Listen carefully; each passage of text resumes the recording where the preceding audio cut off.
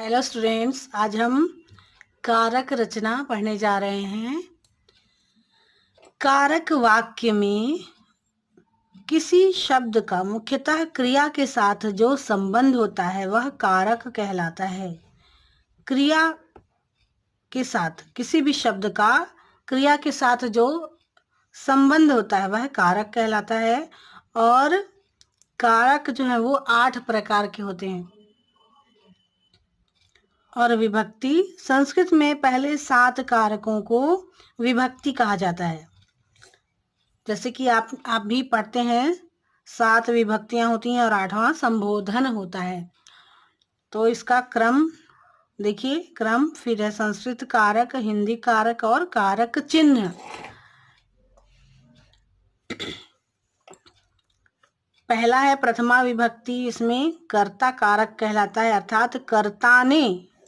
द्वितीय विभक्ति होती कर्म कारक, कर्म को।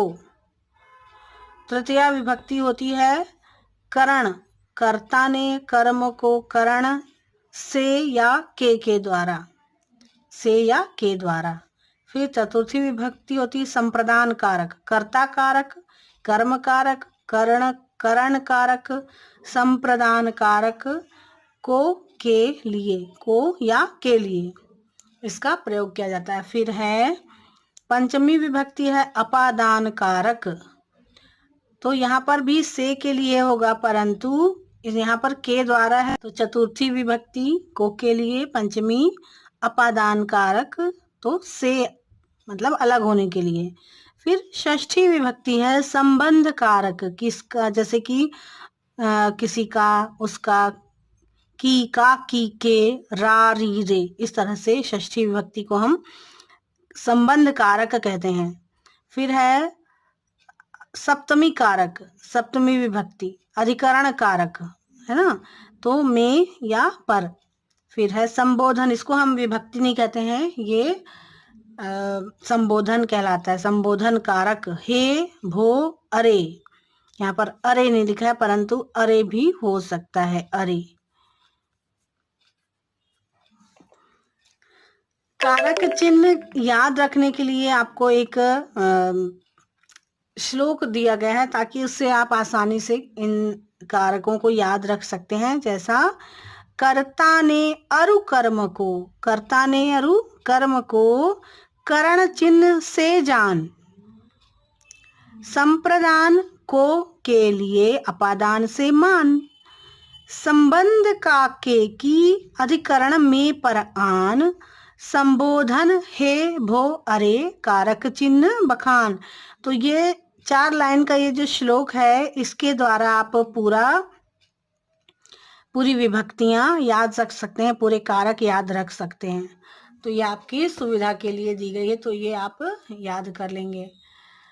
फिर स्वरांत एवं व्यंजनांत, स्वर से अंत होना और व्यंजन से अंत होने के लिए बताया कारक रचना में। शब्द के अंत में यदि स्वर रहता है तो वह अजंत या स्वरांत शब्द कहलाता है।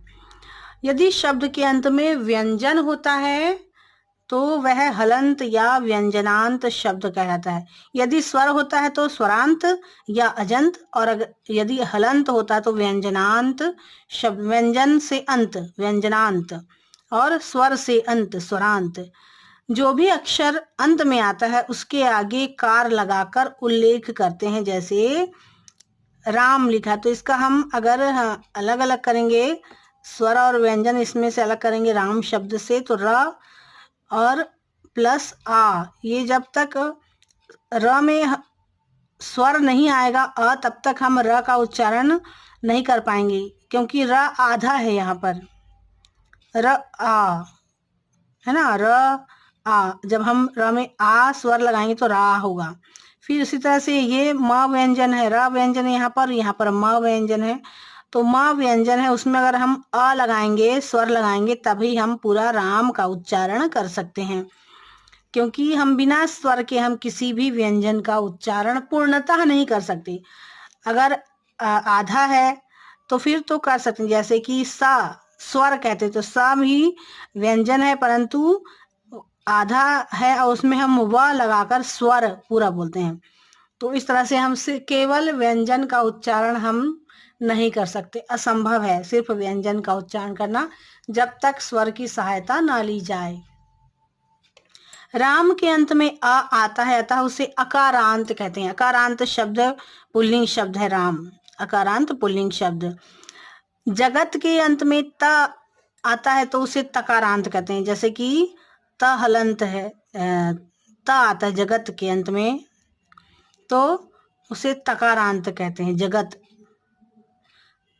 पद स्वरांत और व्यंजनांत दोनों प्रकार के शब्दों के प्रत्येक कारक के तीनों वचनों के अलग अलग शब्द रूप बनाने के लिए मूल शब्द में नियमानुसार प्रत्यय लगाए जाते हैं, जिन्हें उपपद विभक्ति कहते हैं। इस प्रकार विभक्ति युक्त शब्द रूप पद कहलाते हैं।